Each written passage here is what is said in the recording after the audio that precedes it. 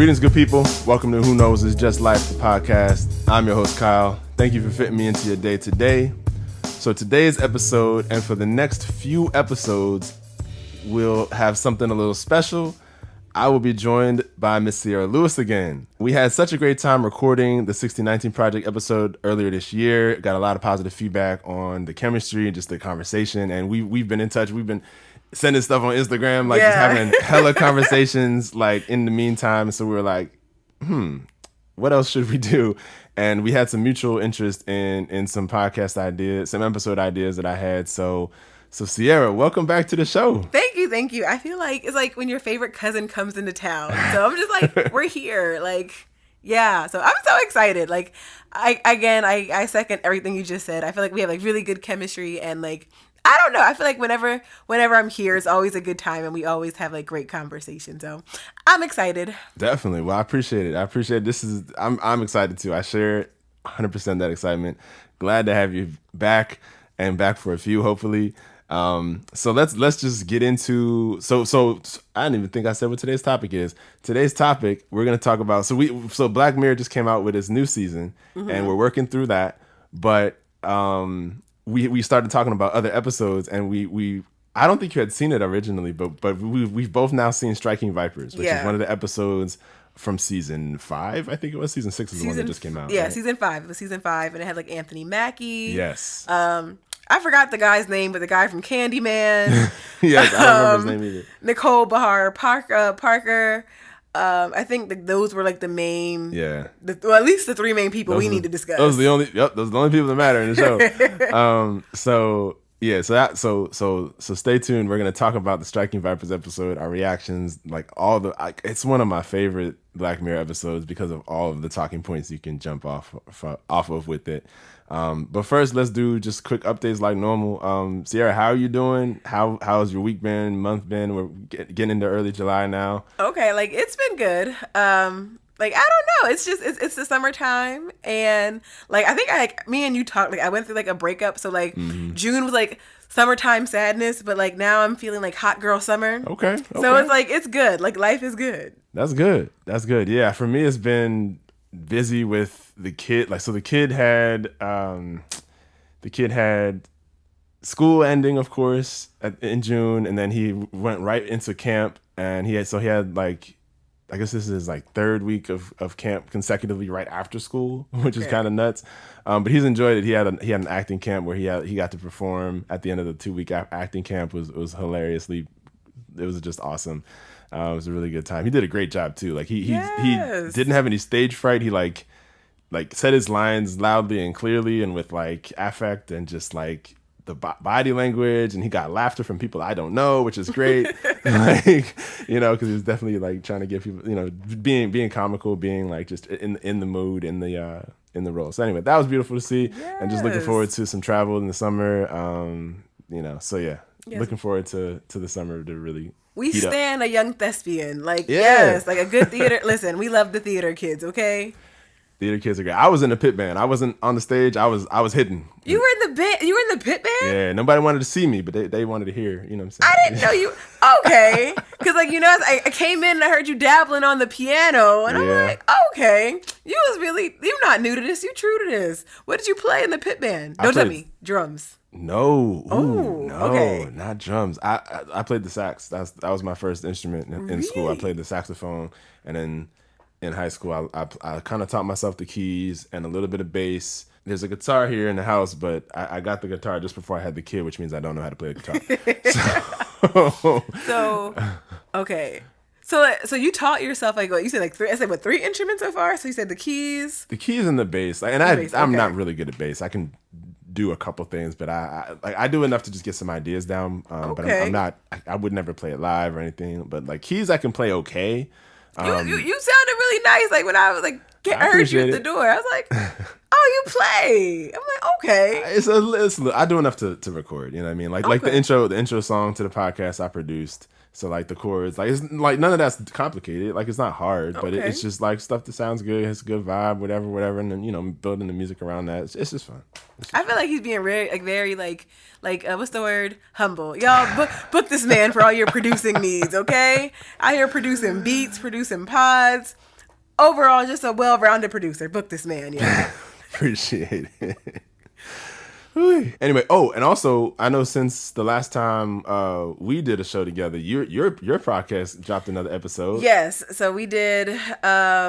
What did I do? It's been a while because again, like life is lifing. But The introvert one. Yes, I did the introvert one because I feel like I'm an introvert and people don't always get that because they're just like, you're so bubbly, and it's like, nah, nigga, I'm very like, I'm bubbly, but it's like sometimes it's like being around a lot of people can drain me. Yeah. And so like sometimes I need to recharge, and then sometimes I recharge in being in spaces with like close friends, or like even like doing this podcast. Like this is something that doesn't drain me. This is something that like amplifies me. But like I know sometimes at work events, like I had like planned a conference at work, and I'm just like, Lord, I just need a minute to just like be away from people. Because again, like when you're planning an event, you are literally fielding all the things like, what's up with catering? What's up with our speakers?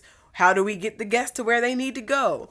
And so it's like you literally have like hundreds, 200 people just like asking you a bunch of questions. And again, don't get me wrong, it is a labor of love.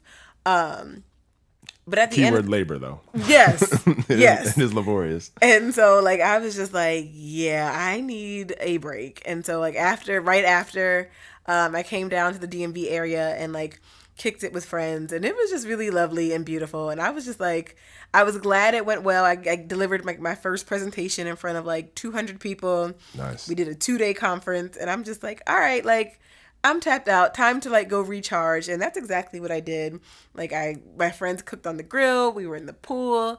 It was just a good time. Time was had. Good.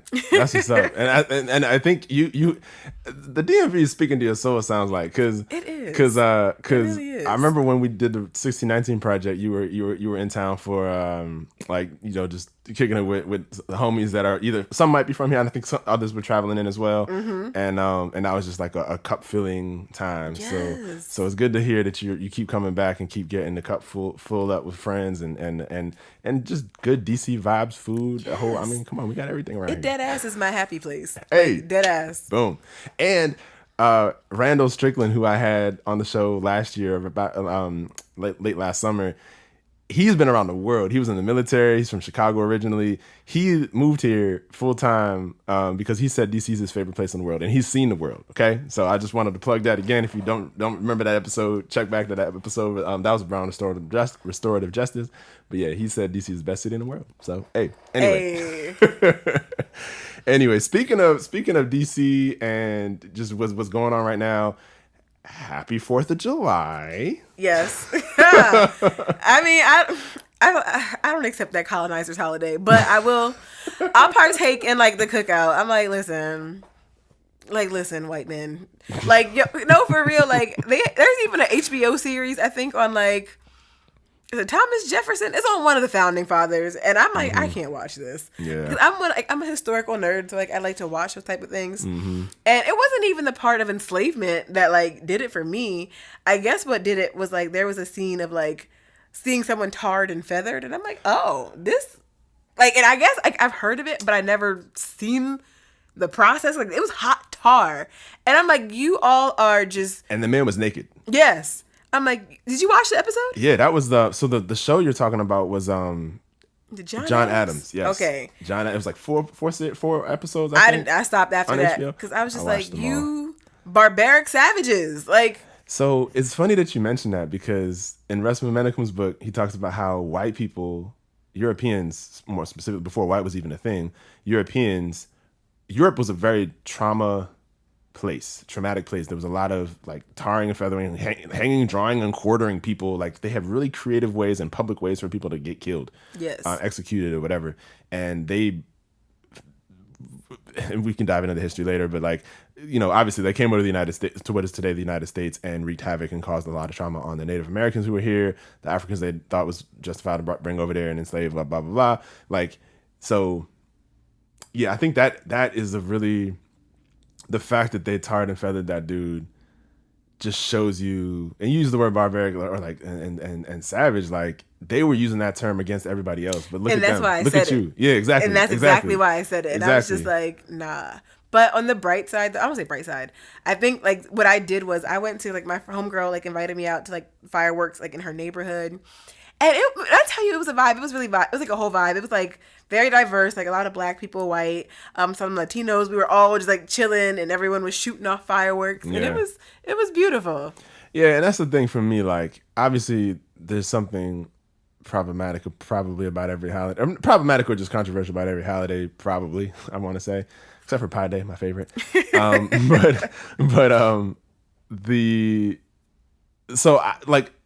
I going to go to work on the 4th of July? No. Am I going to like go down to DC and see the big fireworks that they're doing, whatever? No. Like, I don't care that much, but am I going to spend time with my family, do a cookout or whatever? Sure. Like, I'll do a little something, but like, I don't know. It's not all about like red, white, and blue and blah, blah, blah. Right. Like, so it's just a weird relationship to have. One thing that does annoy me though is like just the way coworkers are about it. Like, and Juneteenth happened and nobody said a thing. No one even gave us fireworks. Like, oh, have a good 4th. But like, Juneteenth happened, and actually my company got it wrong. They put it on the Friday instead of the Monday, and I didn't even say nothing. But I was like, you realize Juneteenth happens to actually be the Monday this year. So like, why would you have it on the Friday when anyway? Did you at least get that Monday off? We did. Okay. We did, yeah. It's a 4-day weekend. I love that for you. It's the least they could have done. I know, right? Please. No, but no, I'm sorry. They didn't. It wasn't a 4-day weekend. They corrected it, so they didn't make it Friday. They moved it to Monday because they realized the error. But I wasn't gonna say nothing. I was gonna be like, y'all are stupid. Like, you bastards. Right. So the other piece of news was that, and this is kind of relevant to the episode too, which I think is beautiful. But news broke that okay, first of all, Kiki Palmer went to go see Usher. Baby. Mm-hmm. Yes, sir. And first things were said about her outfit, but also just the fact that she was there and they was kind of close. Usher was singing to us. He was serenading her. Singing a song, serenade. Yeah. So, and the boyfriend had things to say about her that he put on the internet. He's like, it's the outfit. You a mom. You a mom, right? So it's like, really, bro. And then and so, what is your response to that scenario? All right, unpopular opinion, right? I think he was wrong to bring that to the internet. I think that's a conversation that should have been held in-house, right? Because, again, like I don't think their baby's even one yet, right? So I think there's a lot of probably postpartum feelings, right? And I think, and just from, I'm not a mother, but just having conversations with my friends who are moms, like, it just feels like when you're a mom, you have your baby, it's like your body, like, you don't have any agency of yourself. Because it's like you are dedicated, like your whole body is dedicated to nurturing this child, right? And so, like, and I feel like in Kiki Palmer's case, she talked about how like her baby weight, it gave her like this like more confidence, like this voluptuous shape, and so she was just like, it's giving. And like, I feel like she wanted to go out and show off, and I'm like, as a woman, you kind of want that. Like, you want to know, like, yes, I'm a mom, but I still got it. Like, I look good. I look fly. But for sure. But I feel like, and she did. And she did. looked great. And did. She looked great. But I guess like maybe like her man's just kind of felt some type of way. But I just don't think he should have went to the internet. And I know people are dragging her for her fit. And I feel like it's not my job to criticize the fit. Like, that don't got nothing to do with me. What did they say? What did they have to say about the fit though? So like, I've heard like, and I even like, in the hair shops where people were like, now she knows she shouldn't have had her ass out. But I'm just like, it's not for me to criticize. It's not for me to voice. I feel like that's not my take on that, right? My thing is, I think sometimes where it's like, you can't just subscribe someone to a particular notion of you're a mom, and devoid them of other parts of themselves, right? Because just because you're a mom, it doesn't mean that you don't want to be sensual. You don't want to be beautiful. You don't want to be a whole person, because to just say you are a mom is very reductive to who she is as a person. And I think she even said in the caption, like with the whole Usher thing, like it wasn't like a flirty McFlirty thing, but like Usher is a great performer. And it's like, listen, I don't know, like, would I want Usher to serenade? I wouldn't mind if Usher serenaded me. I would want Usher to serenade me. I was like, I wouldn't mind. I know. But yeah, so I just feel like that shouldn't have been brought to the internet. And here's the thing too. If we look at past interviews with both of Kiki and her mans, this dude is like an old fashioned type guy. And I don't think that there's anything wrong with that. In other words, keep him away from the internet. Right. And like my thing is, it's like, you like what you like, you have your standards, you have your preferences, but I think like, and I don't know, I feel like people like whenever they're dating, I feel like it needs to be like a job interview, like dead ass. Like you need to start asking, like not just what's your favorite color, but it's like what are your expectations? Because honestly, no one is obligated to meet your expectations. That's true. And so it's like, I feel like when you get into a relationship and you're asking like, okay, what are your expectations? I think the other person is like, okay, does this align with how I feel about myself and my own way I conduct my own behaviors and my own standards, right? Yep, absolutely. And if you don't, that's fine. Keep it pushing. Right. Because you're not obligated. She's not obligated to be at home in a burqa. Right? Right. No, like, that's true. That's true. And it's like, I just think that like people are like, oh, like, they're clowning him. But I'm like, y'all never kept that same energy from before. Yeah, no, that's 100% true. And I feel like, and my therapist says, unarticulated expectations are the root of resentment. Yes, I love that. And I was like, wow, yeah. And I've stumbled upon that realization in life, but like she said it so beautifully. And I'm not sure if she was quoting somebody or not, but like, so that piece is definitely true. Like that conversation, those conversations are critical. I think she looked great. I'm not gonna be one to police anything that anybody puts on, anything that anybody wants to do. Like I'm cool with adults making adult decisions and walking outside the door however they want, and if that's what they feel like they want to walk outside the door in, cool. Like, but as a husband, as a partner, as a whatever boyfriend, like I'm okay with him having his opinion too. But like you said, don't put that on the internet. Like, first of all, if y'all living together, you saw how she left the house. If they're not living, I don't know what the situation is. I think they were in Vegas. Well, he might have been home, but that concert was in Vegas. Okay, yeah. So maybe he didn't see, but he's not even. I feel like it's not his job to see. I guess. Yeah, and it's not, but it's yeah. But again, if that's his expectation, if they've had the conversation, which it doesn't sound like they did, right? And he's like, baby, I want to. If you're going out, like, I just want to make sure you dress in a certain kind of way. Cheeks. So, just let me see fit. You know what I'm saying? Like, and he can ask that, and she can also say, no, that's not my style. And that's like you said, everything out in the open, we can figure out if it's gonna work or not.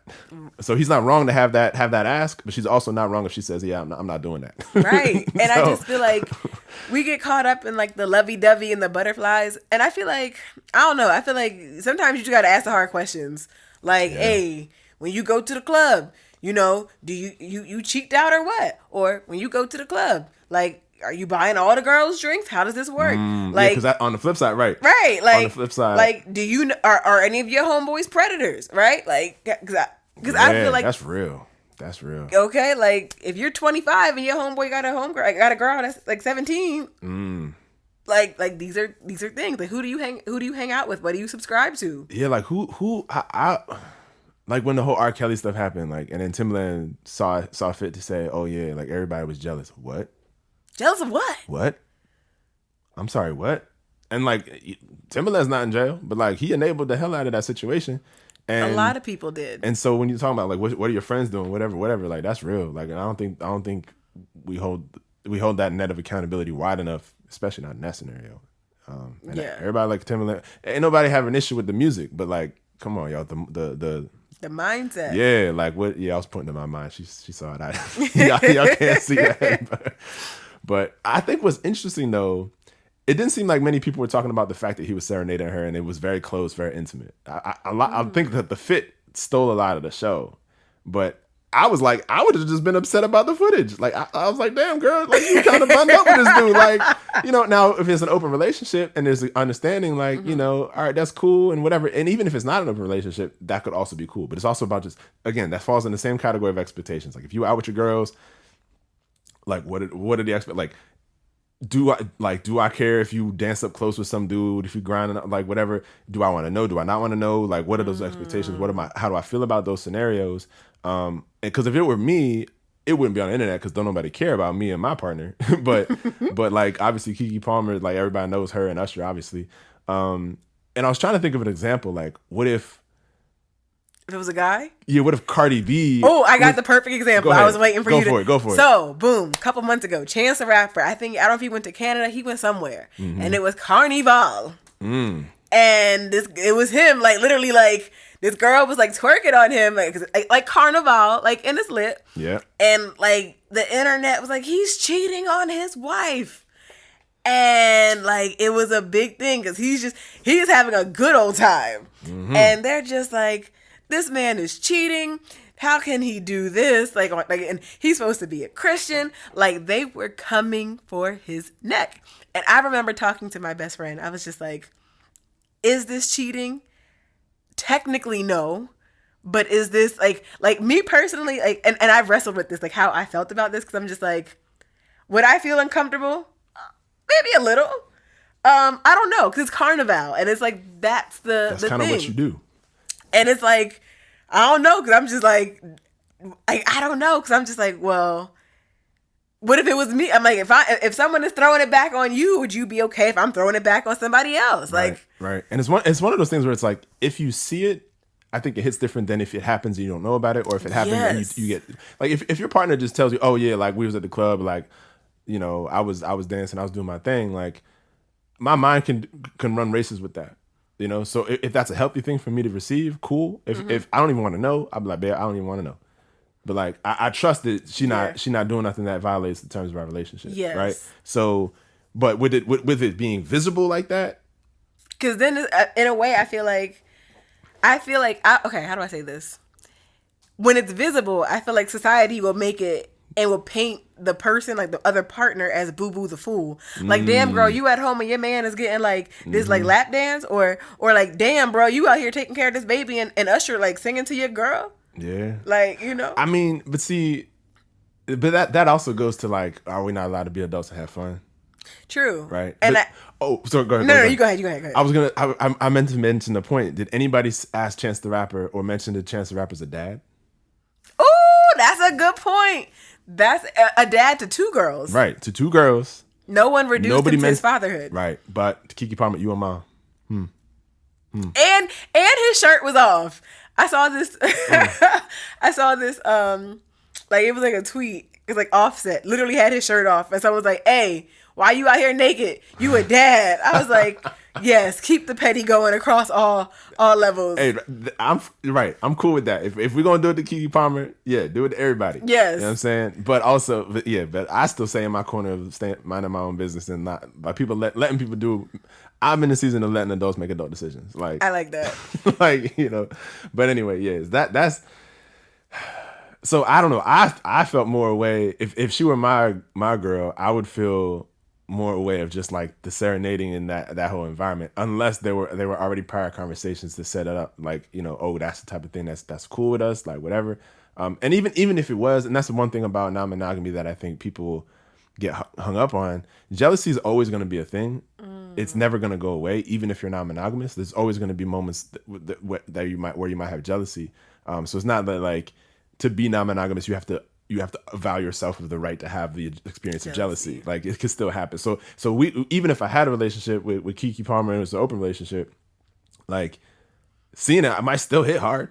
So let me ask you a question. Okay. Yeah. So if you go to a Janet Jackson concert and she put you in that contraption and dance all over you, like, then what? Like, would you feel like you wouldn't, like, you know what I'm saying? Like, how is your partner supposed to feel? And that's a good flip, because I think the Chance the Rapper analogy is a good one, but it's also different because he's the famous one, and the Carnival, like, that's literally everybody go there to do that for Carnival. Exactly. Carnival, but flip it like me at a Janet Jackson concert or me at a Cardi B concert or whatever. Okay. And I'm getting the serenade, I'm getting the lap dance or whatever by the famous person, the way Kiki was with Usher. And to me, I was like, that was tame. Like, he wasn't even like, they were close, but like, I just thought, like, it was cute. Like, I would be blushing. But it's the eyes though. It's the, you know what I'm saying? It's just the energy to it. And that's the male fragility. I'm gonna call it out. Like, it's just like, it's tough. It's tough to see you. And I feel like her boyfriend, like, calling out the outfit is just to cover up the fact that he felt the way about Usher singing to his girl. Like you gonna put this out on the internet and undercut their own feelings by how to whatever. But Drake said you getting bodied by a singing nigga. And that's exactly what it was. Because, oh my gosh, even the Boondocks episode, right? I was gonna say that. You know that's based on a true story? Oh, it is? Yes. Okay. So, and it came out recently. So, one of the creators was talking about this. Hold on. So, to back up, just for those who aren't familiar with the Boondocks, I hope y'all are, but the Boondocks is a TV series by Aaron McGruder. By the way, I have to mention, Aaron McGruder got his start doing the comics, not at the Washington Post, at the Diamondback, which is the newspaper at the University of Maryland, College Park, which is where he first did the Boondocks cartoons. Then he went to the New York Washington Post. Then he got the show on Cartoon Network. So go ahead and see it. I did not know that. Yes, okay. I got to drop that UMD local history right there. Real quick. Go for it. So somebody, I don't know if it was him, but they were, again, if you're familiar with the episode, it's like Tom and his wife, they go out to like this fancy restaurant. Usher comes in. It's a true story. And one of the creators was saying how like his ex-wife, they were out with other creators of the show to celebrate. And like him and his wife had kind of like gotten into it. So like she's just kind of like at dinner, just like were they exes at that time, or they're now exes, but they were together at that time? Yes, they were now exes, but they were together. So like his wife at the time is just kind of like, you know, like you mad and you in your feelings and you're not really saying nothing. Mm-hmm. And they're like getting ready to go. And Usher walks in and she just lights up. And she's like, yoo-hoo, Usher! Like, and just like signaling him over. And like, mind you, like, they're getting ready to leave. And so like they're by the door and like she's talking and kikiing and like she like waves them back and like, you know, introduces everybody. So she's just like, this is so-and-so, this is so-and-so, this is Rob. Ooh. Listen. Ooh. And I'm crying because I'm just like, it's the audacity for me. That is crazy. And that's what happened in the show. And they were like the other people in the show, they were like, you know, we're going to write about this, right? Wow. And if you look into the episode, the waiter at the end who's like looking at Tom was like, that could never be me. It was actually that creator, and it was like to really? Make fun of it because like, damn nigga, that was me. Oh wow, I didn't know that. That's wild. Listen. That is so wild. And then that episode's hilarious. And then they got the pimp name slip back to like try to get him to get it. Yes. Yo, that was so bad. Usher is the original Mr. Steal Your Girl. Listen, yeah. Don't bring him up. He's also been stolen too. So that is true. Goes both ways. That is true. Because listen. But yeah, don't hide your wives, hide your wives, because Usher gonna steal them. Yeah, my girl ain't going to no Usher concert. It's like you gonna go see Adele down the hall. No. Okay. Nah, I'm kidding. I'm kidding, by the way. Kidding. Now you gotta buy her tickets just to make up. You gotta make up for. This is a hypothetical situation. Okay. but anyway, yeah. So let's cut to the episode because this is we already dropped one of the questions that can be posed to this episode in particular, which is what is cheating. I think we wrote it as when is what cheating. Yeah.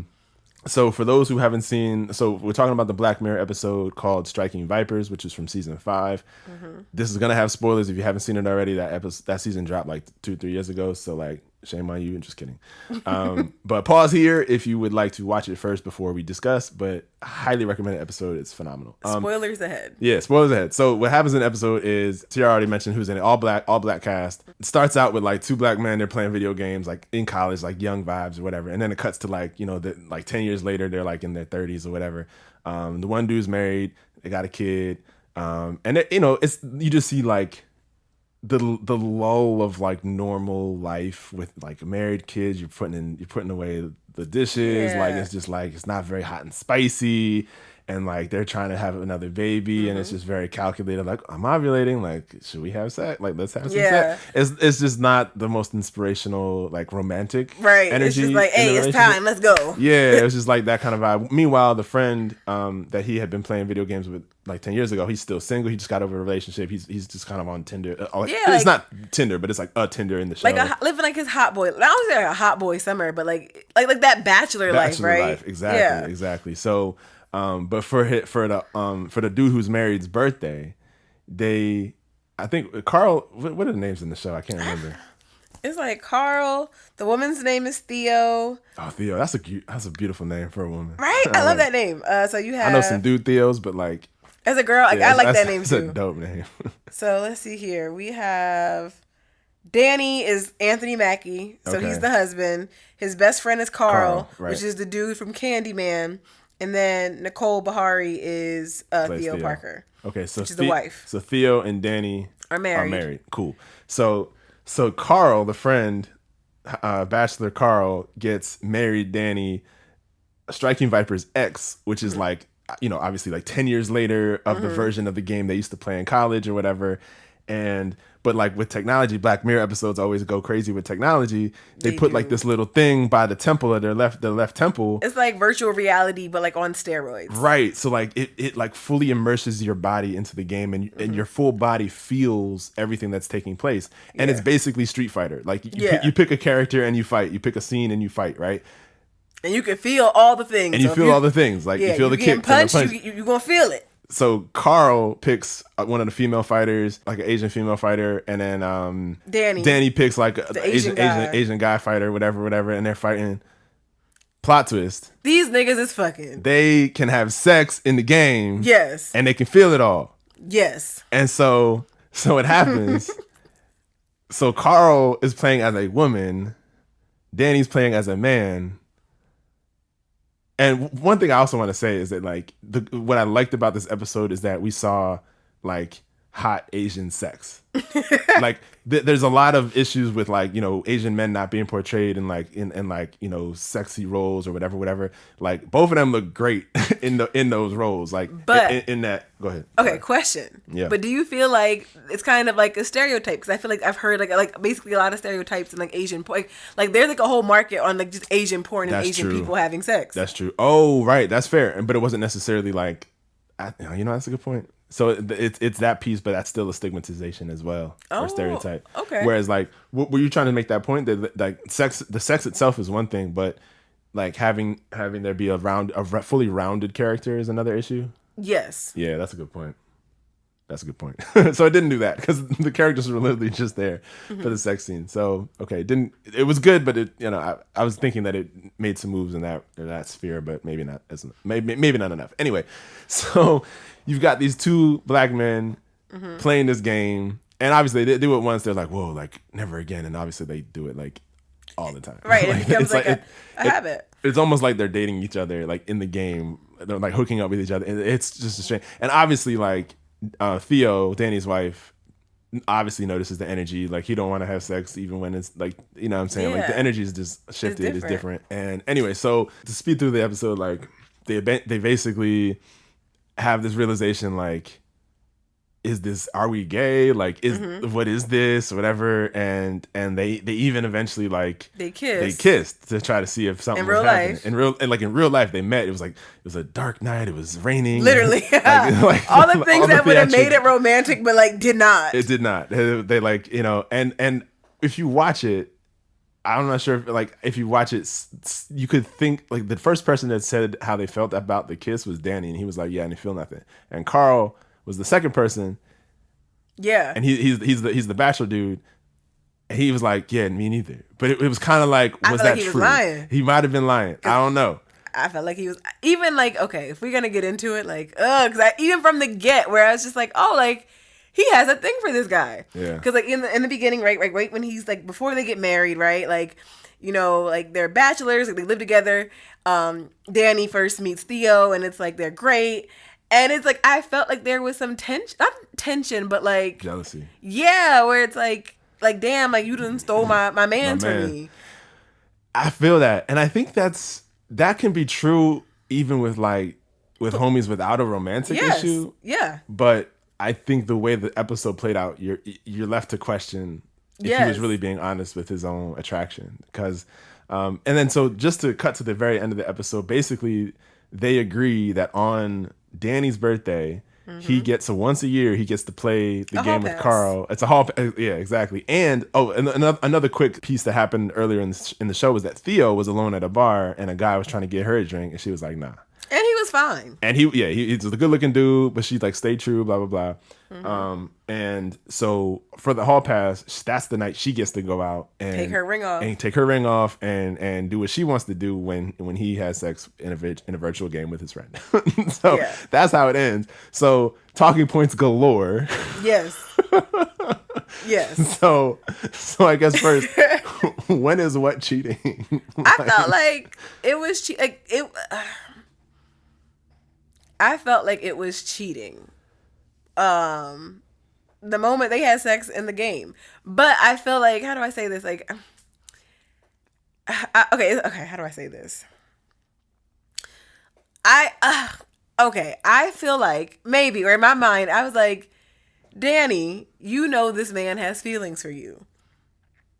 Like even before, like I don't know, like it's just to me because it seems like looking at it like as like this like through the fourth wall, like it's like you could like I don't know, like it's just it always felt like something was there, like something like an underlying current, right? Mm-hmm. And I feel like people want to be like, I'm so oblivious, and I'm like, you can't be that oblivious.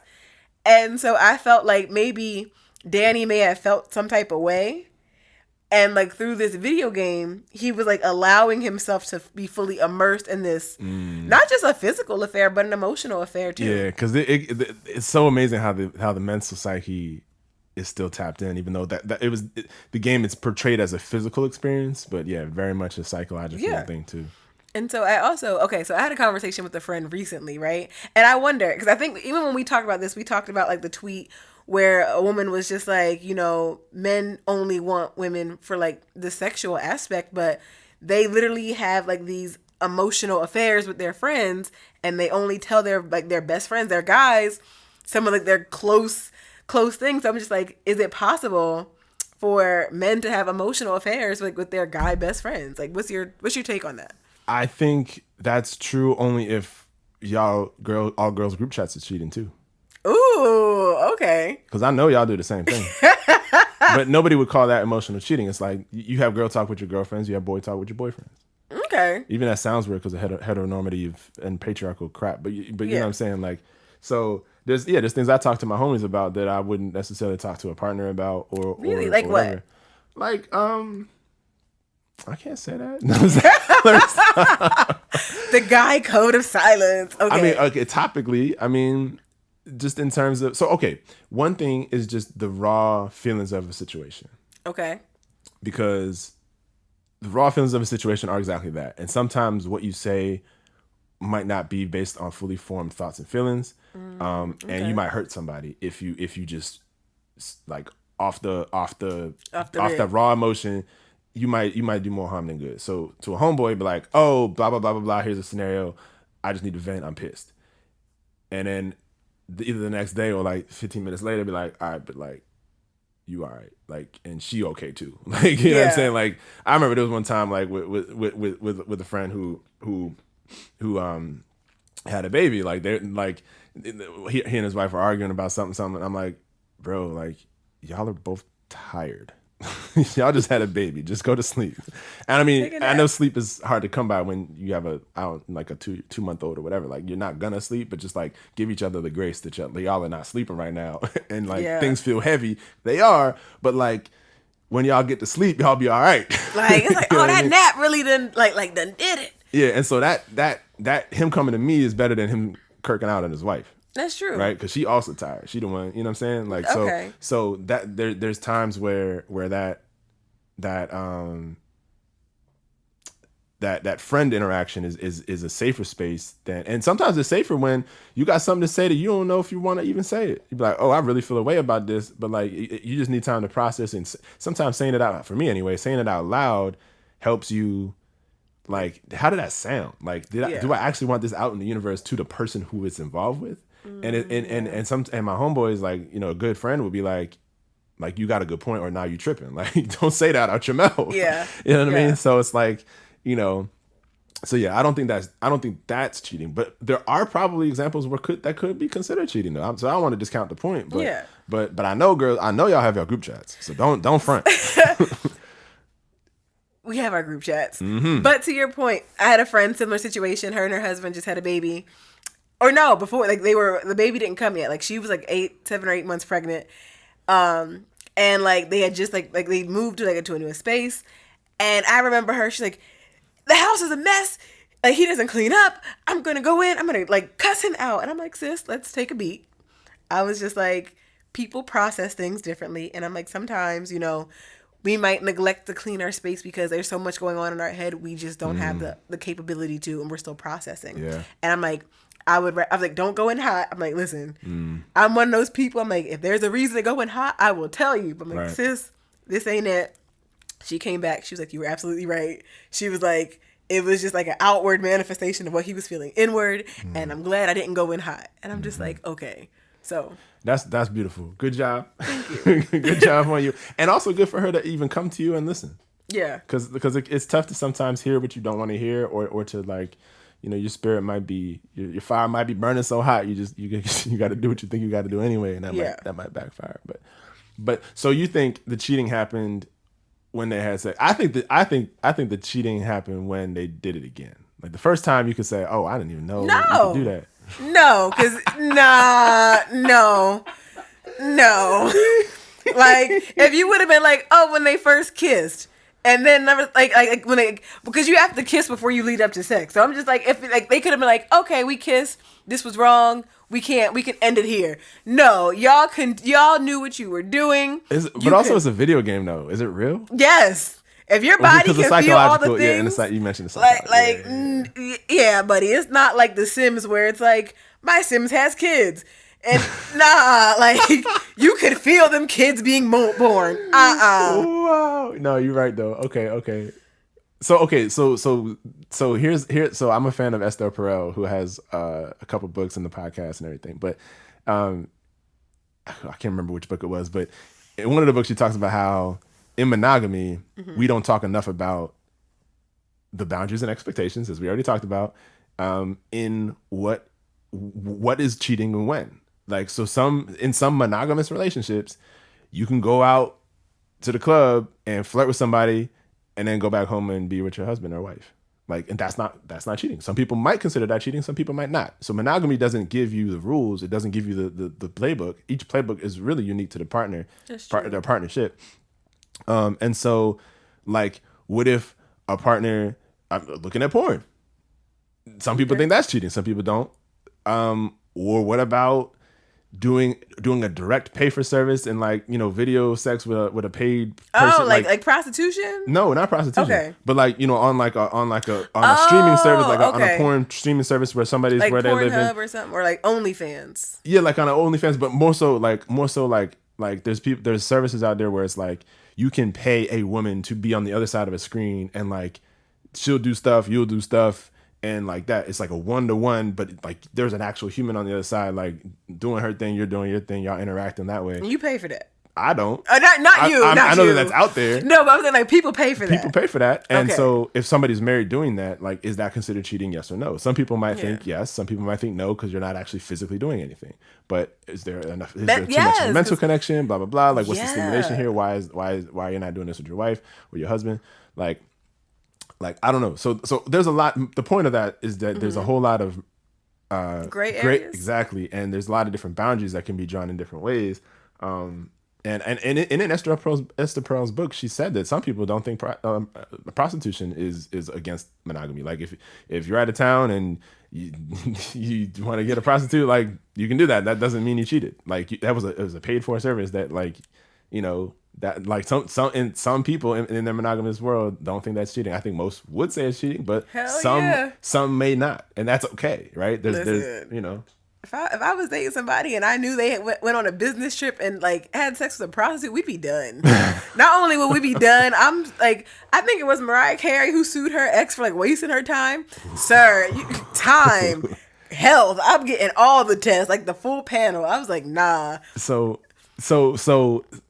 in this, back to the episode, do you think Danny wasted Theo's time in the sense that like because it became an obsession? Yeah, it did. So and they were trying to conceive, they had their own life goals and their own thing. Like, do you think he wasted her time? That's a good question. I didn't think about it, but what I think when you put it like that, I think what comes to mind, and I think what I've heard and seen people do is, I think, because like in the episode, I think like they're like 27, they're like late 20s. I think people think like, oh shit, my biological clock is ticking. I need to settle down, do this, and this, and they do it, and they're not ready. And it's like, you're like, how do I say this? you're never, I don't think you might not, I don't say you might not ever be ready for marriage, but I think when you make these rush decisions based off of these expectations of what, like, I'm almost 30, I need to do this, I need to do that, then you really kind of like screw yourself over, because it's like, how do I say it? Okay. The best way I can think about it is like when someone was talking to me about like buying a home, right? And they're like, it's an investment in you, it's an investment in yourself, right? And even if we talk about Matthew Desmond, where it's like having a home literally is like the foundation of a lot of things, right? Because it's shelter, it's security. And so I feel like sometimes you can't just rush into any house, right? That's like, true. And so I feel like when people rush just to settle down, you're not only inflicting harm on yourself, but on this other person. Because like you, rather than take the time and explore and do what you want to do and figure your shit out, now you're bringing someone along with you. And so it's just like, ooh, did he waste her time? No, but I think, should he have taken time to consider everything? Yes. Mm-hmm. I could make the argument that he did waste her time, in the sense that they had plans in their relationship to have another baby. Mm-hmm. They're already raising one kid, like, and that relationship got in the way of that. So like, yeah. and that's the thing. Like, it's not the substance; it's the mental, right? So like, it could be a gambling addiction, it could be an alcohol addiction, or an addiction to work, you know. And in this case, he was very much tied to this sexual experience, and the thing about addictions is that take you away from your life and your family and your stated goals and the expectations in that relationship. So I do think he wasted her time from that perspective, because he wasn't present enough for that scenario. Now, in non-monogamy, it is one of the a version of non-monogamy is having a primary partner and having other sexual partners that are never at the primary level. That's different. So most people say, when they think of non-monogamy, they say polyamory, which is multiple loves. Amor is love. And non-monogamy, that's a subset of non-monogamy. Non-monogamy is any relationship where multiple sexual partners are permitted. It doesn't necessarily mean that you love multiple people. Polyamory does imply that. So that's anyway. That's a good breakdown. Thank you. Yeah. And I've learned this from a number of people. So that's not even that. You know, I got to give some credit to the myriad of sources. Esther Perel being one of them. Anyway, and the book Sex at Dawn, also a very good book. But like, if you have a primary partner and any one of the other partners gets in the way of you primarying your primary partner, that's where a line needs to be drawn. And so in this scenario, I feel like his primary relationship, his primary focus was he was distracted from that. Yeah. And so I would say that he wasted her time in that respect, because he wasn't able to put it down when they were trying to make a baby. So now I have a question, right? So did him and what is his name? Carl.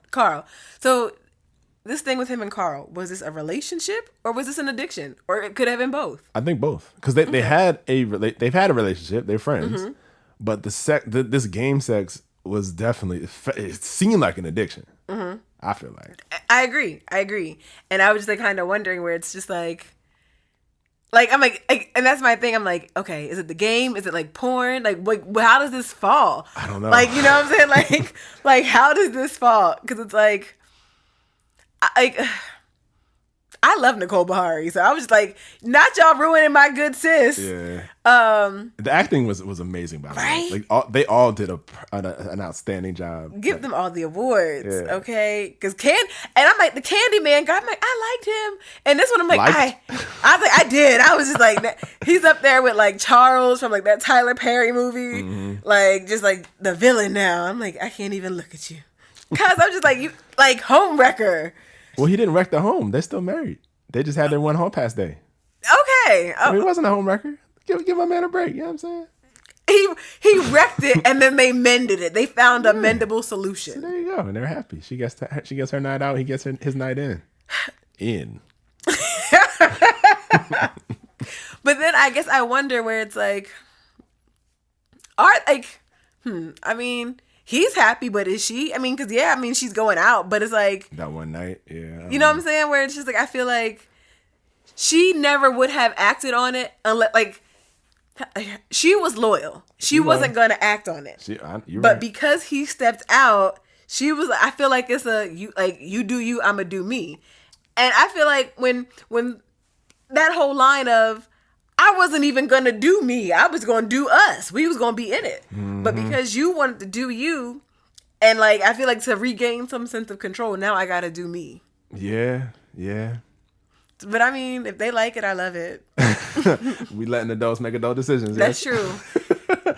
But so the other layer here is like the sex itself. Like Danny's character was the male character. He was having sex with a woman in the game. So that's kind of just heteronormative. But for Carl to take on a female character and experience sex from like That as a woman, perspective, like does that change his sexual orientation? Does that make him gay?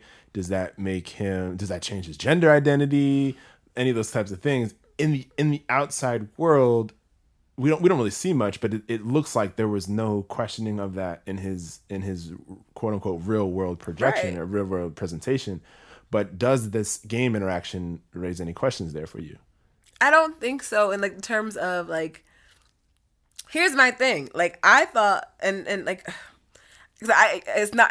We can't assign someone's like sexuality, right? Right. But I'm just like, okay, like how do I say this? Kind of like what you were talking about before, right? Where like the kiss, where it's like had Danny not gone first, I felt like Carl would have like confessed something. You know what I'm saying? Maybe. And so like I don't know if his gender identity changes per se. But and like I don't know, because I have questions where it's like, are you playing the woman? Like, cause I guess like, is there jealousy between you, like Carl, and Theo? Yeah. And it's like, because my thing is this too. Like, it's like you will have like Danny, you are having sex with this other woman who is your best friend, right? Like in this game, this is another woman, but you can't have sex in real life with a woman who is your wife. Yeah. Yeah. And so it's just like I have so many questions, and it's like I wish like I would have talked to the writers, because I'm like, what's the thought process? Because this was very in deep, like very in depth, like multifaceted, very layered. I don't think there's any wrong answer. I don't either. I think so I get part of Danny's allure, because in Esther Perel's book Mating in Captivity, she talks about how, and it's not a linear correlation, but when you get more intimate, sex can get better. But then with a certain level of intimacy, when you're on top of each other, the mystery goes away, the eroticism goes away. And because it's like it's almost like that person is like part of you, and you're not like, what is it, masturbation to have sex with them? Like, okay. So you need to have some separation, whether that's like, you know, when it's a business trip, it's like, oh, I miss you. Like absence makes the heart go fonder. Like if there's no absence, what's happening to the heart, right? What's happening to all, so the fact that like, and part of just like the normal grind of running a home, especially with any kids, can just zap some of the spark of that erotic energy that brought you together in the first place. Yeah. And that's one of the things she discusses in that book. So that's kind of a normal thing. And then the idea of just like, oh, I can pick a scene and like be in the scene and pick a partner and like go at it. Like that's a quick and easy vacation from the couch of your living room with a little thing on your temple. Like it's so that the allure of that is not too difficult to understand for me. I could put myself there, having been married and all that. Like I get some of the draw there. Yeah. But on the flip side, for Carl, and I remember he like, because they cut it off for a while, and Carl was like, I've tried it all. I've tried gangbang. I've done all these like all these different things, but I want what we do, and that was like interesting, because it's like that's when you get into the psychology piece of it. It's like, yo, like what is like. But then, okay, I have a question, because it's like, okay, y'all, like, it's all hot and passionate and fireworky now, but how long y'all plan on keeping this up? How long y'all plan on maintaining this? And it's like, do you think you will maintain that same spark? So I think, okay, so the first, my first answer to my answer to your first question is, how long? Until as long as it feels good. But okay, so then I just feel like, hold on, because then I feel like that's like, I feel like in a way that's very dismissive of people, because like it's kind of like what he did with his wife, where it's like, okay, like sex isn't spontaneous, and it's like we're just doing this like the mechanics just to make a baby. Yeah. But like with this guy, where it's like I'm gonna kick your ass in this game, and then I'm gonna fuck you, like like where, like and so I guess it's like, doesn't it all get like boring, or doesn't it all just become remote at some point in time? And then at that point, are you gonna jump ship from that relationship? Like, Nah, so, and that's the thing, like, I don't think there needs to be, one thing that people always ask when there's a sexual scenario, it's like, well, where's this going? It doesn't have to go anywhere. Okay. Like, why can't it just be what it is forever, or for however long it feels good? But now, then, okay. Now, my thing is that, again, in Danny's world, it was cutting into his life. Mm-hmm. And I think for Carl too, like, I think it was cutting into his life in a way that we saw less of, because he's not married without a kid, so we didn't see it impact others as much as it did for right. Danny, but like, so I think the degree to which they were doing it was unhealthy, right, for both of them. But a version of that, and maybe the version of the once a year, is healthy, or maybe even once a month. Like, some cadence could be healthy for them, and could be balanced, and they could still fulfill all the other needs of their lives, like whatever. And in that scenario, like, okay, like I get. I mean, I don't know. I guess. I don't know, like that. I don't know. Like, it's a very, like, for me, I'm like, this is a very, like, and Black Mirror, it does like these very weird situations, and it makes you think. It does. Because I'm just like, I was like, what is this? I was just like, at the end, I was just like, I thought like they would be done. I'm like, all right, and then it's like, hall pass. Cause I was like, yo, and because again, like I guess. If everyone has like consensually agreed to this, then I guess it's not cheating. No, I don't. Go ahead. I guess it's not cheating. I don't know. It's crazy. I was like, this is interesting. Like, just because I'm just like, okay, because my thing, I thought two things was gonna happen. I was like, either they're just gonna like stop, he's gonna like continue with his like just like rededicate himself to his wife, or he's gonna leave his wife and like they're gonna be together. And I'm like whatever works. But it's like, I feel like, oh, like you have your cake and you get to eat it too. And I guess in my mind, I'm like, is that realistic? I don't. So it's not realistic because we teach ourselves that can't be possible. But I think that is assuming Danny and Theo both consent to the scenario. Mm-hmm. That is a win. Okay. Because like, Danny wasn't like, I don't want to be married to you. I don't want to have these babies with you. I don't want to, like, he was not saying anything. What he was saying is, this sexual experience is very enjoyable and I like it and I want to keep doing it. That's all he was saying. That's true. Okay. So why throw the baby out with the bathwater?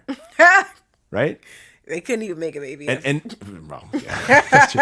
But like, and we have this hyper focus on sex as if it's like the most important thing about everything. But it's like, it's a thing. Right. But like, building a life is a whole thing. Going in on a house together, a mortgage, like kids, whatever. Those are lifelong commitments, or at least several year-long commitments. Sexual experiences can be a hot fleeting moment, a hot fleeting month, and that's it. That doesn't have to threaten a whole life. Like, anyway, because of the hyper focus we have on sex, it just destroys possibilities like that. Like, I think so. And to answer, to kind of, I just wanted to address the other piece you said, because the whole question we had was, when is what cheating?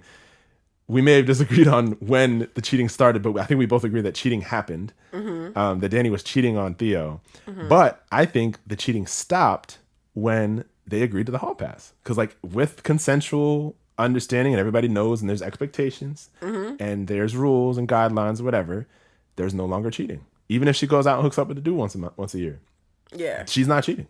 Neither is he cheating with Carl. Like, that's not actually cheating. Like, cheating is going outside of the expectations, going outside of the cheating is doing anything you'd have to lie about. Ooh. Because why would you lie? Because it's outside of your norms of relationship. It's outside of what their expectations are. So you violated the trust that y'all have between each other. Is that what cheating is? That's a good. I didn't think like that's a gem drop. I didn't even know. I didn't even mean to say that. Like, I got to go back into all my relationships and be like, damn. like that was a gem drop. It's like, cheating is when you have to lie. But they don't. But in the way that scenario ended, they don't have to lie about what they did that night. So that's not cheating.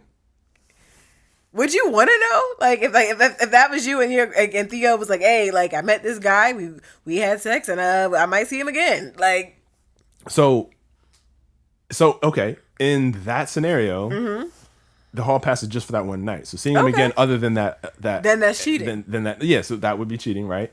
But but in a general open relationship or non-monogamous relationship, that could be okay depending on the expectations of that relationship. Like as long as there's different, like there's polyamory where you can have multiple loves. Like that's another level of intimacy. You could, but if it's just somebody, I met somebody at a bar and we have good chemistry, we might have sex occasionally.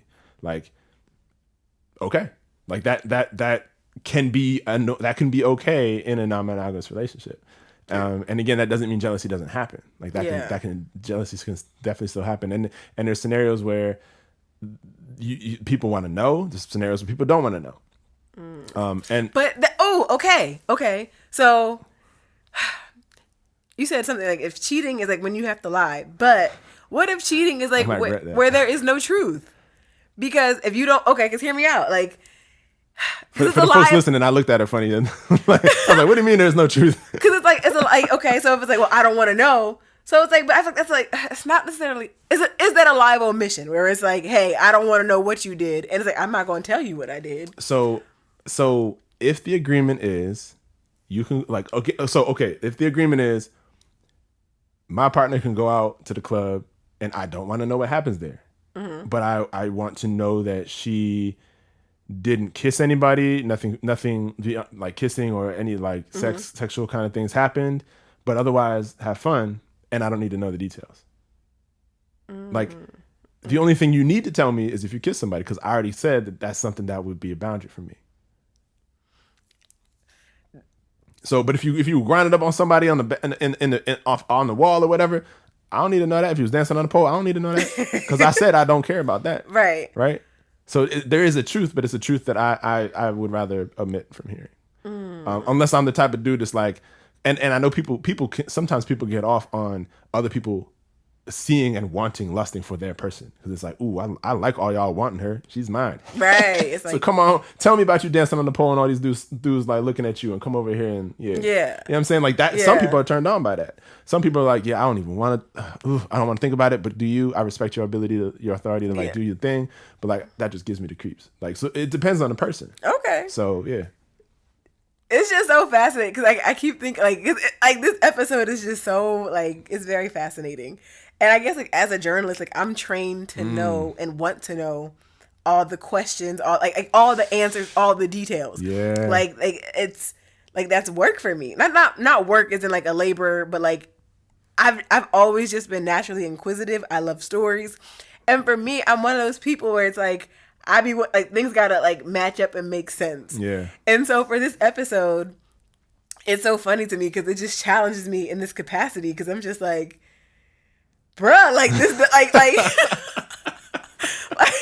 I respect it, but it's so like very different, and I'm just like, yo, like this is different, like okay. So I agree. It's definitely this is why it was one of my favorite episodes. Like. There's other episodes I would refer people to like get introduced to what Black Mirror is, but this is by far one of my favorites just because of all the conversations. Now, well, the one piece that we haven't talked about that I don't think was the focal point of the episode, but it was one that spoke to me very loudly. Well, let me first answer. I know you were right to say to not project on Carl's sexual orientation or gender identity and all that. That's correct. That's my disclaimer. I adopt what you said. However, for the sake of just making a point, I think the fact that he was in a sexual scenario with a man, but he was in a woman's body. Yeah. And so to be gay is to be in your own body right. and to have that attraction, that physical interaction with a man. It wouldn't go down the way it does in the game. True. So, but then I wonder, are you using this game to mask? But why not pick a male character and have sex with a man? That's a good point. Right? That's a good point. And I don't know. It's just another layer that's like, I don't know that directly can project into him being gay. Maybe there's attraction to men. Okay. But maybe he only likes to receive the physical effects of a man in a woman's body, which can only be done in the game. Yeah. You know what I'm saying? And that's just it's like, okay. Like, I don't know, like, what do we do with that? Right. But the thing that he said, like after they had passionate sex somewhere in the game, they got to talking about what it feels like. He like I think Danny asked Carl in the game, like, what does it feel like? And as a Carl woman, said, when a man has an orgasm, it's like it feels like a guitar solo. When a woman has an orgasm, it feels like the whole symphonic orchestra. And I've done the like, I've read the books about sexual organ, like, the clitoris has like 8,000 nerve endings, which is like, the penis has like not even close to, not even half, like way less than half of the same nerve endings. So there's no organ on the body that has more nerve endings than the clitoris, and its only purpose is to receive pleasure. There's no other organ on the body anywhere, male or female, whose sole purpose is pleasure. So there's something to that, and I just loved having Carl's character, a male masculine character in real life, say that because he's experienced both, and I think that's part of the draw. It's like I am a male in this regular world, but damn, this is a freaking wild ass experience, and women really get to experience this level of pleasure that I've never experienced as a man in a male body, and I think that's a beautiful thing to have out there. And when we think of sex in our own lives, and especially as a cishet man, and with my friends and with the son, I know he's not there yet, but like I weird, but no, like, but I think that there needs to be reverence for that fact, right? Yeah. There needs to be reverence and adoration for the fact that, like, women have this gift of receiving pleasure beyond anything we will ever experience. They also have babies, like that, and that's the most pain. And even just a normal cycle, a menstrual cycle, can be more pain than we've ever experienced, and it's routine, right? Yes. So there's so much that a woman's body experiences, both like the pains and the challenges and the beauty of having a child, but also just like the fact that the pleasure sensor is like on 1,000. There's just so, as a man, like we should just really honor and cherish women, like in their totality, and just all of what we will never experience. And that's what I was thinking, where it's like, I would hope, like, from this experience, because like and I think like they would show him like with like the girlfriend that he had, but I think like just from like what you were saying, where it's like, even if you look at industry like porn, right, where it's never like the pleasure of a woman is never like the focus, but it's always about the man. And like even in conversations about sex in various like spaces, like even in like the faith, right, like Tim Ross did a podcast, I forgot her name, but like it was like, the title was "Women Aren't Having Sex That They Deserve or that They Like." And because growing up, it was always like, you gotta please the man, and it's all about the man. So it's like, I think from that perspective, and I don't even think they kind of really did a good job, or like they didn't go into like how he would have that appreciation of how to like purposefully and intentionally like satisfy like a woman. But I thought that was a good point that you made. Yeah, no, that's and I think and I've talked to, and I've heard podcasts about this too. Like, there is porn out there where you can find porn that does focus on the women more. But you're right. Like, what's way easier to find and blatantly available to everybody is not the right thing. And even like the way movies portray it, like, I don't know, there's just way too many examples of just like really lame, not realistic, or just unfair, like not focused attention and true care for women, for women, and just the amazingness that women are, and the power in the body. Like, there's just a lot of power in both, in all bodies for sure, but women definitely have a special thing. When you were talking, you know what, not just now, but I just thought about this. Have you ever seen Pose? Pose. Oh, was it a movie, show? It's about a show about trans women of color living in like the 80s and 90s in New York City, and like kind of like ballroom culture. But something you said, and it reminded me of a scene, right? Where it's like you had like the mother. Yeah. What was her name? Electra, right? Like, beautiful, like, trans woman, right? And like her whole thing was like basically she did sex work, and like like sis was making like shmoney because she was out here like messing with like the Wall Street banker, like the white men with shmoney. And so like her whole thing was she was like, I wanted to get like she wanted to get the corrective surgery, but like the main man, like the one who was like supplying all her money, was like, no, I'm not going to give you money for it because it's something about, and I'm going to paraphrase it, kind of what he said. These are not my words, but he was like, it's something about you looking like a woman, but yet having the parts of a man. And like, basically like him utilizing her as his own like sexual play toy. And so it's like, when I think about that, where it's like, I feel like in a way, like, I guess part of me is wondering, what's his name? I keep want to call him Charlie, but his name is not Charlie. But not Danny. Oh, Carl. Carl. Yeah. Like he could be Charlie. Right. For Charlie. But like I wonder, like, are you using like this, like I guess like, are you using this woman avatar to fulfill your own sexual desires, I guess? Like where it's like I guess like again, like kind of going back to the masking, right? Where it's like I guess you're curious and yes, you want to know what it feels like as a woman, but it's like I don't know. Like I wonder about that. Where it's like, are you just like I guess like the psychology of it, right? The psychology and like the sexuality of it all. Not sexuality, but like the sexualness of it all. Yeah. If that makes sense. It does, and it does raise a lot of questions around that. Like and as you were saying that, so the idea of use is interesting because in the show Pose you were talking about, those are humans. And, yes, and like real life. That use is very, can be gross, can be like objectifying, etc. Yeah. Right? But in this case, it's a game, so it's like, I mean, games are to be used. Right. They're tools. They're just entertainment, right? That's fair. And I remember him when he was rattling off all the things he tried when they did take a break. Like there's like animal characters. He said he tried it all. He said he tried it all. Okay. Okay. So like the whole gamut. You know, and obviously in the real world, like, but like in the game, it's like, okay, is anybody being harmed by this? No.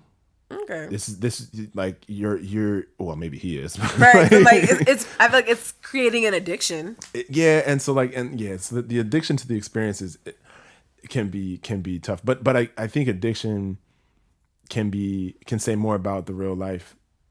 Like circumstances? The mental susceptibility to like what's missing in real life that makes this so palatable and so impactful.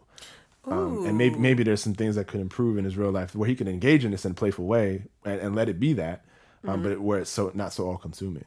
That's a gem drop, right? Because now that I think about it, where it's like, what if that like this addiction for him, where it's like, and the reason why it works so well with Danny is because they have established like this friendship, so like there's intimacy there, and so because like, again, like, and they kind of talk about where it's like, oh, you know, he's not good with relationships, he doesn't have like a meaningful like relation, like a person.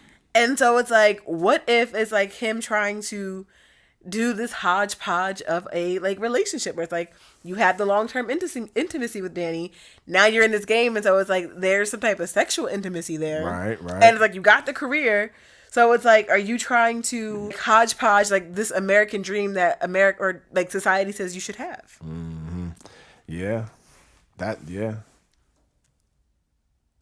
episode is like it's so fascinating, like it's very like, bruh, like I hope like there should just be a whole college course on dissecting Black Mirror in some of all of the episodes, for sure. Have you seen was it, I'm gonna mess up the name of it, Love, Death and Robots? No, what's that? Is that an episode or is that like it's a series on Netflix? Okay. And these episodes are like 15 minutes long. Okay.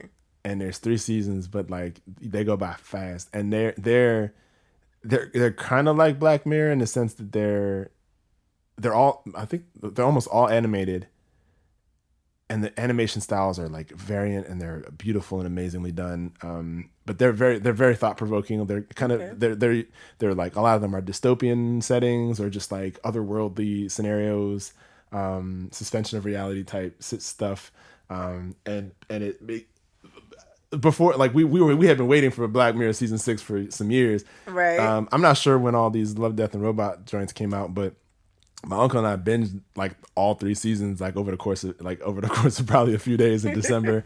And it kind of filled that same that thirst for like a Black Mirror-ish type of like thought-provoking, whoa. Like, you know, sometimes some Yeah. of them are just like, whoa. Like some of them like, whoa. You know what I'm saying? Like, Yeah. Like, but okay. yeah. So anyway, but so yeah, that's another show that might do the same thing. But Okay. I'll have to like add that to my list. yeah. But anyway, yeah. So I think that just about does it for this episode. Yeah. Are there any other thoughts, conclusions you wanted to? No, that was it. That was it. Okay, one last question. Yep. So I know like that was one of your favorite ones. What's an episode that you recommend the good people to watch? Of Black Mirror? Yeah, besides that one. If you had to pick one other, yeah. Oh, just one? Mm-hmm. So I'm going to say an answer to your question. Okay. I'm going to disagree with it 5 minutes later. Okay. But, and I say that because this is an episode I've seen recently, and I swear if I've seen them all recently, my answer might change. But my answer right now will be Hated in the Nation. Is that the one where he like fucks a pig? No. Okay. That was the very first episode. Yeah, I do not recommend that one. Sorry, Yeah, I was gonna say that's one I do not recommend. I do not recommend. Yeah, that's like my least favorite. Like, yeah, but Hated in the Nation is the one with the bees. Do you remember that one? No. Oh, The bees. yeah, that one. Oh my! So Hated in the Nation. What season was that? Oof, I don't know. Season 3 or 4, maybe. Again, like like these long gaps and hiatuses. I know, and they be doing like 4 episodes a season. So I was like, I gotta let me. I'm gonna look it up and see because I don't even know. Yeah, it's the last one of season 3. That one is really, really good. But I mean, I know there's probably another one or two that would be better. Okay. But I think for me, I don't remember the title, but the one that I think is funny, like I think, or okay, I know I said one, but there's one that also comes to mind. Okay, I'm torn. So your recommendation is okay, my recommendation. Okay, to keep it light or as light as Black Mirror can be. I don't know the name, but it was the social media one. Nosedive. I love that one because it's just like it's just one. like especially with her in jail. Yes. Like I was crying. Like watch it. It's very funny. But I was torn between that one and was it White Bear?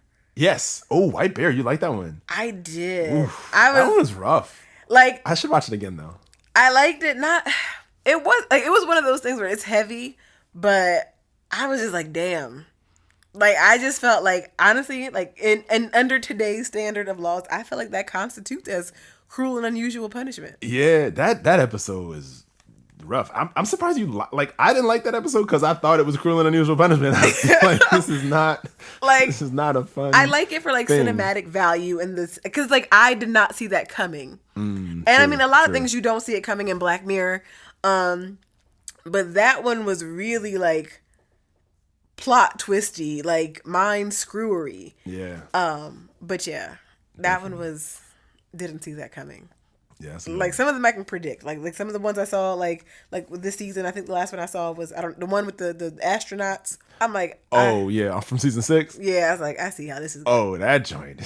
I see it, and that was like a long episode too. It was long. I think it was like almost it was like an hour and a half, maybe. I think so. It was long and painful. I was just like, damn. Yeah, that one was long. I'm lukewarm on season 6 so far. I gotta finish it, but I'm kind of like, this isn't really. It's not giving. It's not giving like normal Black Mirror. Like there's some good episodes, but it's not like Black Mirror. But like, yeah, I still gotta see the rest. Same because that's the last one I stopped at. I'm like, I gotta. And that's the thing with Black Mirror for me. I'm like, y'all, it's heavy. Like right. so You can't binge them necessarily. You cannot. I do not. If you binge them, I will recommend a very good therapist for you. Right. Like seriously. Definitely. Cool. All right. Well, that wraps up this episode. Sierra, thanks again for joining me. Of course. Hopefully do a few more soon. Yes. And I guess we normally end with like a song we're rocking to or whatever. Is there a song that's giving you life right now? So what song is giving me life right now? What song is giving me life? Actually, okay, so I've been listening to like Mav City and Build My Life has been like heavy rotation. So that's it's giving me life. That's what's up. For me,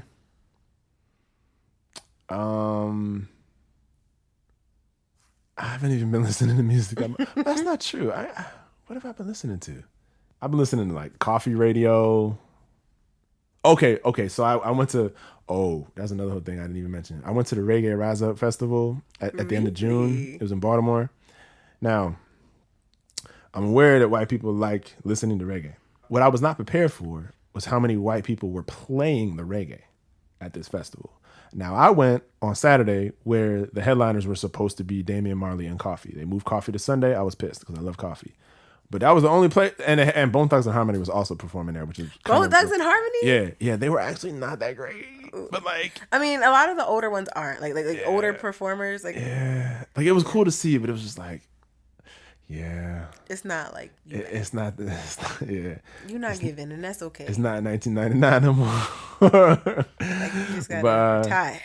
But yeah. Anyway, but so Collie Buddz performed. Okay. He was good. This is a white man? He is white. Okay. But he's like he's legit Jamaican though. I feel like. Okay, and that's true. Let me make sure that's true. Like, and that's funny because it's like my best friend, my sister, I call her. She's Haitian, and like I remember we were somewhere and someone was like, "Oh yeah, like there's white Haitians," and I'm like, "There's white Haitians?" And they're like, "Yeah." That's like I just like sometimes it astonishes me that there's like white Caribbean people. He is from Bermuda.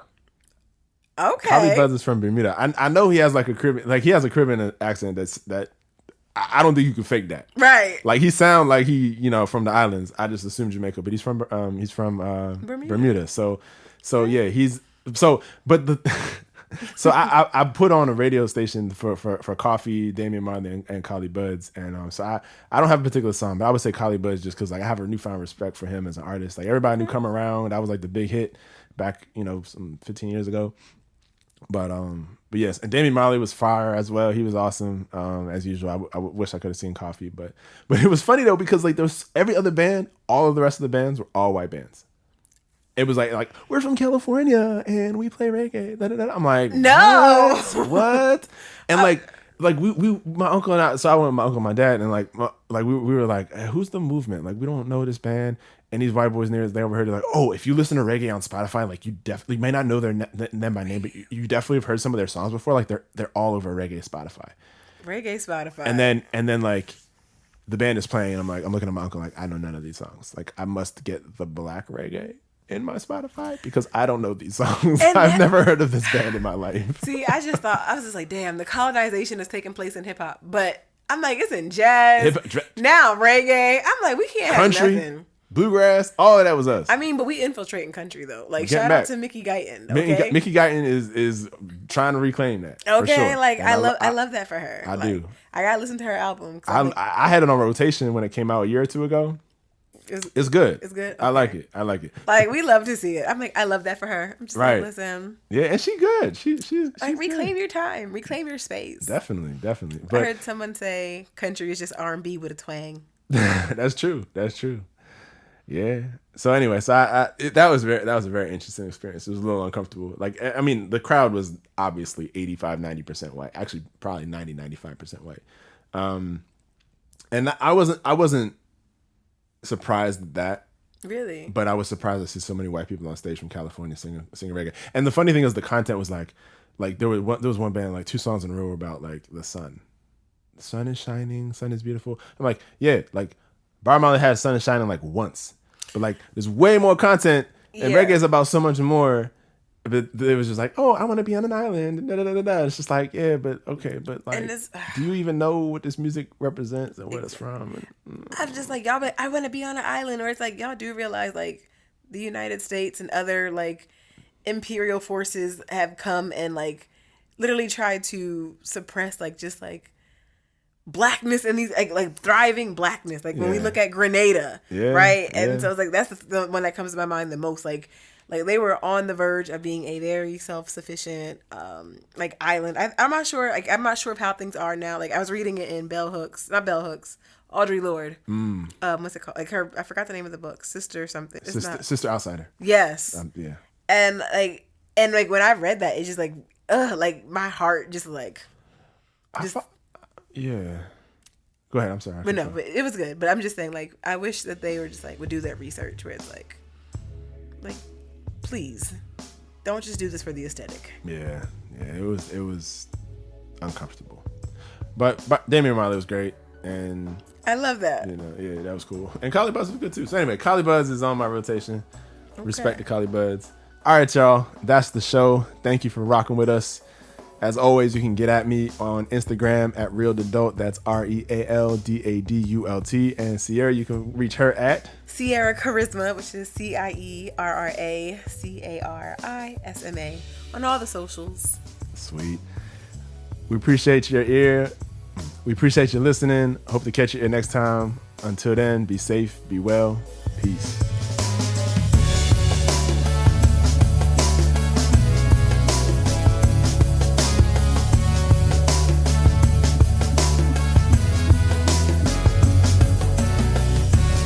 It's Just Life podcast is recorded, produced, and edited by me. All thoughts and views expressed on the show represent that moment in time. Participants have the right to be wrong, learn, and reshape their ideas as the journey through life continues. Please remember to like this episode if you haven't already. Subscribe to the show on YouTube, Spotify, or wherever you get your podcasts. And as always, thank you